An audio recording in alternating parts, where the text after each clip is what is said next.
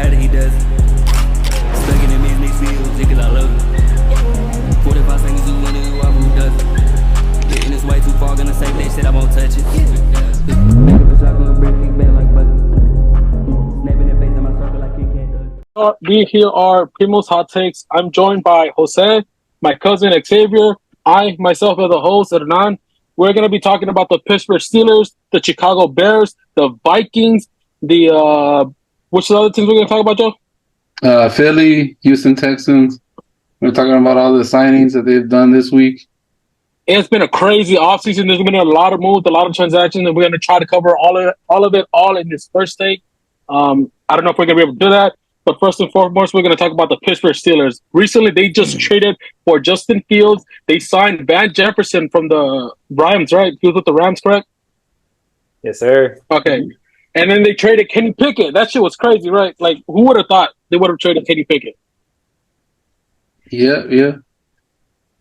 And also the Justin Fields trade a couple of days ago, which is kind of crazy.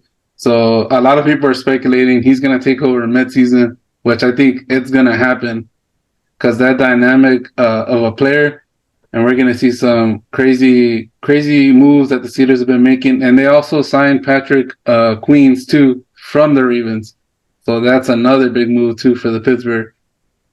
Yeah, that is crazy. That from the Ravens, not only do you take from your opposing team from the same division, but you make yourself better by putting him in your team, in your roster, the linebacker position, which is a very important spot for the defense because they're the ones that will be calling all the players. They're the ones that will be pretty much picking up the slack from all the other players on that side of the ball. Let me just say that it doesn't matter who's playing QB for the Steelers. Mike Tomlin's going to make it work because that dude's a winner. And in this league, you need coaching, and coaching matters in this league. And literally, I mean, you've seen ever since Big Ben retired, Steelers been going through all these quarterbacks changes and all that, and Mike Tomlin still be able to manage and have a winning record. That's pretty crazy. And I mean, his whole coaching career, he's been having a winning record. So, I mean, Wilson could start all games, all 18 games, right? And I think they'll still be good as long as Mike Tomlin's the coach and put all the pieces around him, and he'll make it work. Yeah.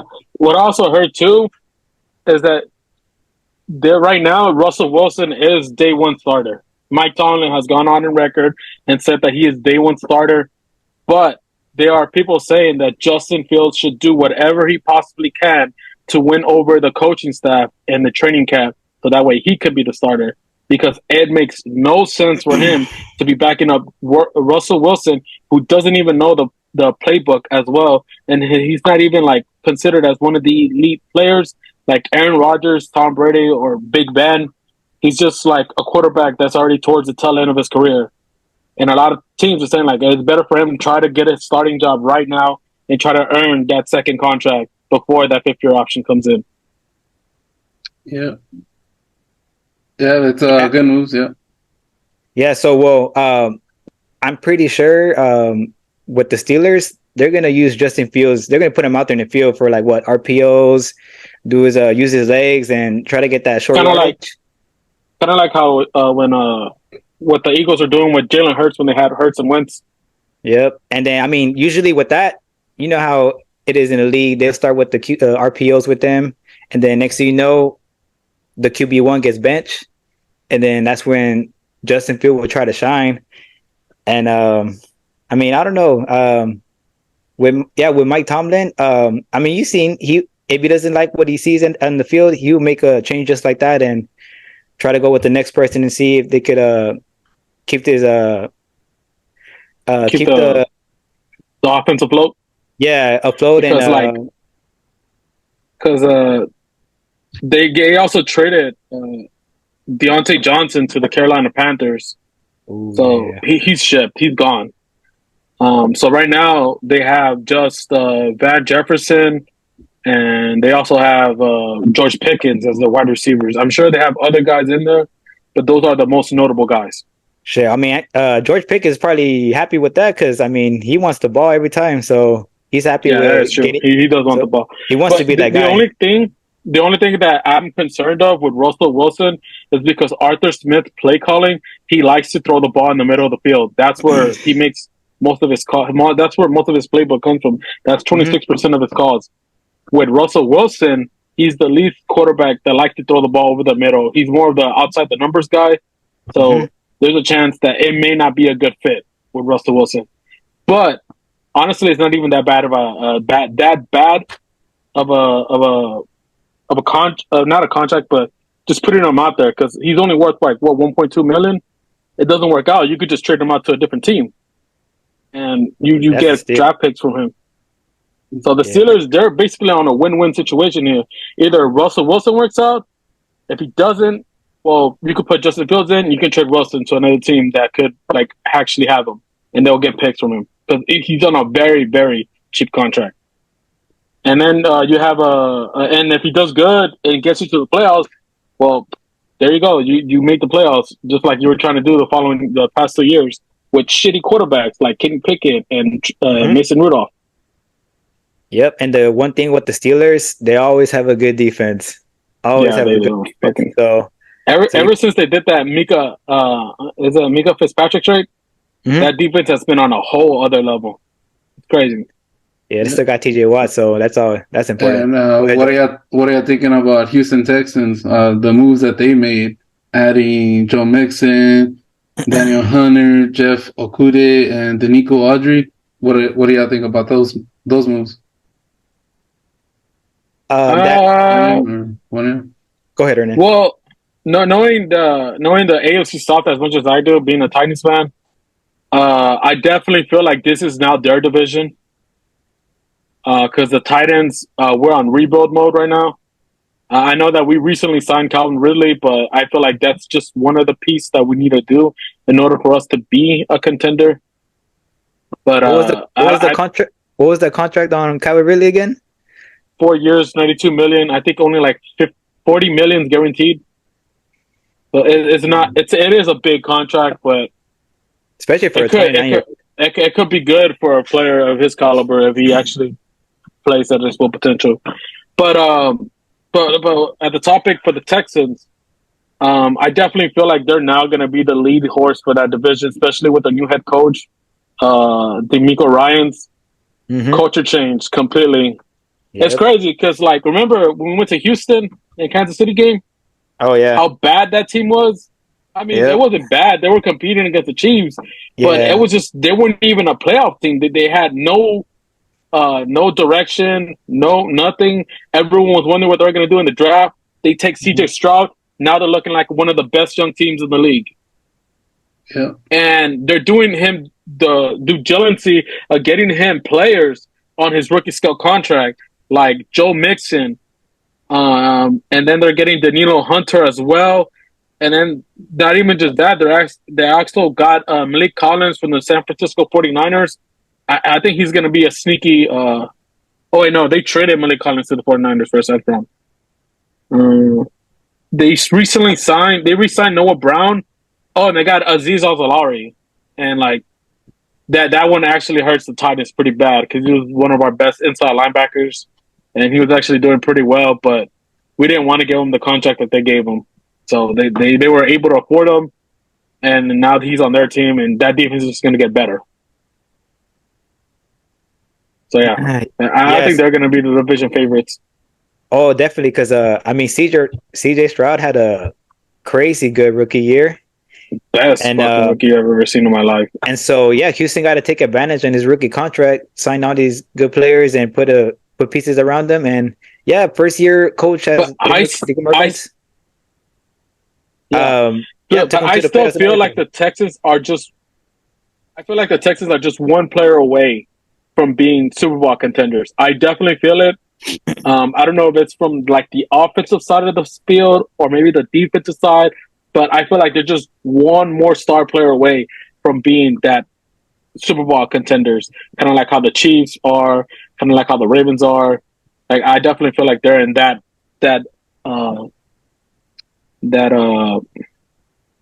what do you call it? The contenders, borderline. Yeah, contenders. Borderline. I mean, I think they're a pretty good team. Like their window is right now. because they have a really good young quarterback on his rookie deal. So that's why you saw them go make a trade for Daniel Hunter, 16 and a half sacks with the Vikings.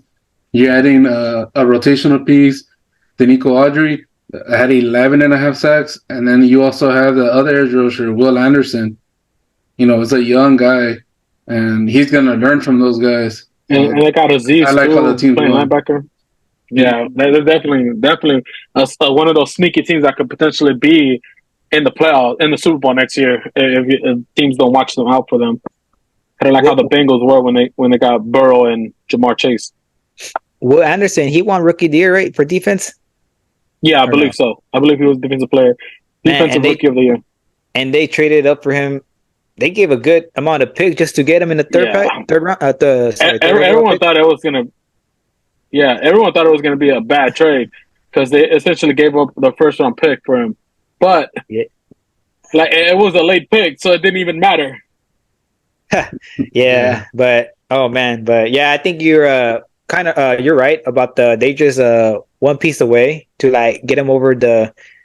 Like, I mean, they were competing last year. I mean, who knows? Maybe Mixon is that one piece that they needed. Maybe Nico Collins take that next level step that he needs to take to be the number one wide receiver. Maybe Tank Dell. who's the other guy? Tank Dell. Maybe Tank Dell takes that step. But I definitely feel like they're like one more player away from being one of those top tier contending teams in the Super Bowl. And they just re-signed the tight end. They re-signed Dante Schultz. They also they love them. Linebacker Al-Zare, 3-year contract. Aziz Ojulari. Yeah, he's a real good linebacker. Yeah, I know. I mean, I don't think he's like the perfect linebacker. He made some mental mistakes here and there, but he's definitely better than what they had last year. Yeah. And then you also mentioned about the Jeff Okudah. I think I'm saying his last name right. The cornerback. Jeff Okudah. They got a cheap deal on him, and he's still young. And I know he got drafted by the Lions, third overall pick, and it didn't work out. Then he got traded, or I think he got released to the Eagles. I think he was with the Eagles. Yeah, and it didn't work out. But I mean, he's still young, and I mean, that was a cheap deal. So that's a good low risk, high reward type of free agent. Definitely. So I think that was a good pickup. But I mean, I still see Houston winning that division. And I mean, like you said, tight ends are rebuilding and still working on things. The Colts are still like might be in there, but honestly, I lost a lot of faith in the Jags. Like they got Mac Jones in there with Trevor Lawrence, and that's gonna be. I don't know. I feel like they're both the same player. I mean, you seen that QB draft class with Trevor Lawrence? He's the only one that's starting. The most disappointing draft class ever, man. And I mean, that's the Zach Wilson school, correct? Zach Wilson, Justin Fields, Trevor Lawrence, Mac Jones, all of them, all gone. The only one that's still on the same team is Trevor Lawrence, and like honestly, Brock Purdy, correct? Is that the same draft class? I think so. Brock Purdy was a 7th round pick. He was Mr. Irrelevant. Yep, and I mean, he turns out to be the most relevant quarterback in the draft. Yeah, that would have been a good Disney Channel movie if they won last year against the Chiefs, right, Joe? Nah, not really. Nah. So what do you think about Philly? They've been making moves, even with Jason Kelce retiring, but they've been busy this offseason. Yeah, I think that offensive line is still going to be good, but I definitely feel like they're going to be hurting at the interior, especially when doing that tush push. I was gonna say good enough to still do the tush push without Jason Kelce. Nah, I don't think they're gonna be able to do it this year. I think it was just their ability having Kelce. Saquon Barkley, he could lift as much as their quarterback. That's true. They paid him a good amount of money to do those runs and to get that yardage. So yeah, that tush push. I don't know. They're they got Matt Hennessy. They recently signed center Matt Hennessy. All right, so some of the signings they had is Saquon Barkley. They traded for Kenny Pickett, which we need to talk about too. About that, Bryce Huff, Zach Burns, Zach Bonds, Devin White, CJ Gardner Johnson. Chauncey Gardner Johnson. They re-signed him. Oh, they got him back, right? Extend him last year. Yeah, they got him back. I was so mad, dude. I was hoping the Titans would sweep in and get him, but nah, he went back to the Eagles. I'm like, damn, bro.